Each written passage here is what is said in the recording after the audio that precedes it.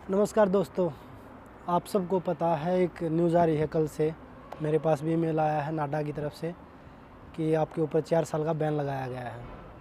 तो मैं पूरे देशवासियों को भी बताना चाहता हूँ कि जो नाडा का व्यवहार है पिछले 13 दिसंबर 2023 को वो मेरे पास आए थे। 15 को मैंने सोशल मीडिया पे एक पोस्ट डाला था कि एक्सपायरी किट लेके वो मेरे पास आए हैं, लेकिन मैंने उसके जो एक्सपायरी किट का जो पूरा मुद्दा था उसके ऊपर मैंने एक पूरा वीडियो बनाया। उसमें मैंने पूरी किट दिखाई कि ये किट किस दिन एक्सपायरी हुई है। लेकिन उसके बावजूद मैंने नाडा के पास दिसंबर से लेकर मार्च 10 तक 3 से 4 मेल किए कि भाई इस चीज़ का मुझे जवाब चाहिए, इसके ऊपर आपने क्या कार्रवाई की है।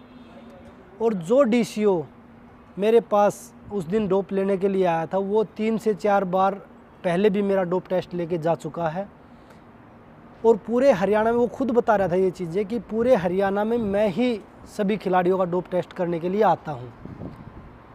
लेकिन उसके बावजूद हमारे को कोई भी इन्फॉर्मेशन नहीं दी गई कि भाई आप के ऊपर जो ये चीज़ें हुई हैं, जो ये एक्सपायरी किट का हुआ है, उसका हमें कोई जवाब नहीं दिया गया, आज तक भी नहीं दिया गया है।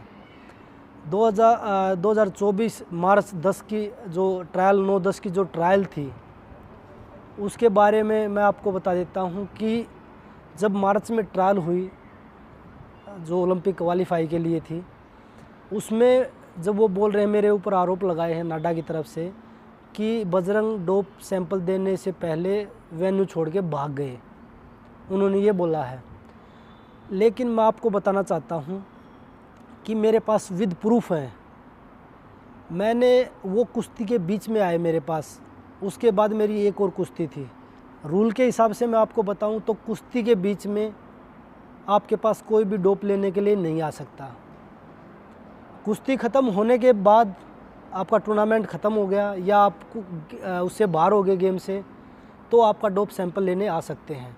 लेकिन जब वो मेरे पास आए ना तो उन्होंने मेरे को कोई आईडी दिखाई। मैंने उनको बोला कि अभी मेरी एक और बाउट है, उसके बाद आप मेरे से बात करना आके। लेकिन मैं जब उन्होंने सरकारी डॉक्टर बैठता था वहाँ पे, जो सरकार ने अपॉइंट कर रखा, साई द्वारा वहाँ पे बिठा रखा था, मैंने उनसे मेडिकल बनवाया। उसके बाद उसमें टाइम नोट भी है कि भाई किस टाइम मैंने मेडिकल बनवाया और किस टाइम मैंने जो वहाँ पे जो कोचेज़ बैठे, जो टीम बना रखी थी कि भाई उनको मेडिकल देना है, उनके पास वो मेडिकल दिया। उसके बाद मैंने वेन्यू छोड़ा। उसके बीच में मेरे पास कोई भी नाडा की तरफ से डीसीओ इन्फॉर्मेशन देने या आपका डोप टेस्ट होगा मेरे पास नहीं आया। उसके बाद फिर उन्होंने एक पैनल बनाया, पैनल में मेरी हियरिंग हुई, उस पैनल ने मुझे बहाल कर दिया। उसके बाद दोबारा से 1-2 महीने बहाल करने के बाद दोबारा से फिर एक और पैनल बनाया गया, मुझे फिर सस्पेंड कर दिया गया। उसके बाद मैंने अभी पैनल में जो जवाब दिए, उसके बाद पैनल का कल डिसीजन आया कि आपके ऊपर 4 साल का बैन लगा रहे हैं। लगा नहीं रहे, लगा दिया है। तो मैं पैनल से पहले वो बहाल करते हैं, फिर दूसरा पैनल बनाते हैं, उसमें फिर सस्पेंड कर देते हैं, फिर वो बैन लगा देते हैं। तो मैं आपके माध्यम से ये पूछना चाहता हूँ कि क्या ये कसूर महिला खिलाड़ियों के साथ खड़े होने का है कि भाई हम उनके साथ क्यों खड़े हुए? ये पूरा आंदोलन के टाइम से ही चल रहा है। आंदोलन के समय जब हम प्रोटेस्ट कर रहे थे महिला खिलाड़ियों के साथ में, उस समय मेरा 6 बार सैंपल हुआ और मैंने एक बार भी मना नहीं किया। उस समय भी हम टूर्नामेंट नहीं खेल रहे थे। अगर हमारे मन में ये चीज़ें होती तो हम उस समय भी मना कर देते, लेकिन तब भी हमने बोला था कि हमें टारगेट किया जा रहा है सरकार के द्वारा। उसके बाद जब वो एक्सपायरी किट का मामला आया, जब हमने आवाज़ उठाई और वो हमने प्रूफ हो गया, उस सिस्टम से हमारा विश्वास बिल्कुल उठ गया कि जो ये सिस्टम चल रहा है, जब आप इतने बड़े बड़े खिलाड़ियों के साथ ऐसा हरकत कर सकते हैं, ऐसी बेहुदा हरकत कर सकते हैं, तो आपके ऊपर कौन विश्वास करेगा? जो आप ब्लड सैंपल की जो किट लेके आए थे, जो इंजेक्शन, अगर मैं मेडिकली बोलूँ, जो इंजेक्शन आप एक्सपायरी हो रहे हैं वो मेडिकल हिसाब से भी हम नहीं लगा सकते। टेस्ट लेने की तो दूर की बात है, डोप को हटा दे तो मेडिकल सिस्टम में भी अगर कोई एक्सपायरी किट है तो उसको हम यूज़ नहीं कर सकते। आप तो उसमें खिलाड़ियों का सैंपल लेने आए हैं, उस सैंपल के अंदर हमारी पूरी लाइफ, गेम की पूरी लाइफ रहती है। अगर कोई खिलाड़ी सैंपल में आता है तो उसका पूरा करियर ख़राब हो जाता है। लेकिन मुझे लगता है कि प्रोटेस्ट की वजह से खिलाड़ियों को टारगेट किया जा रहा है, क्योंकि एक दो महिला खिलाड़ियों के पास भी ये चीज़ें आई कि आपके पास डोप वाले आए होंगे। आपको एक चीज़ और बता देता हूँ, जब डोप वाले आते हैं तो हमें खुद पता नहीं होता कि आज हमारे पास डोप वाले आएंगे, लेकिन जो बृजभूषण के जो लोग थे उनको ये चीज़ें पता रहती हैं कि आज आपके पास डोप वाले आए हैं। अगर आप इस चीज़ से पीछे नहीं हटोगे तो आप डोप में भी फंस सकते हो।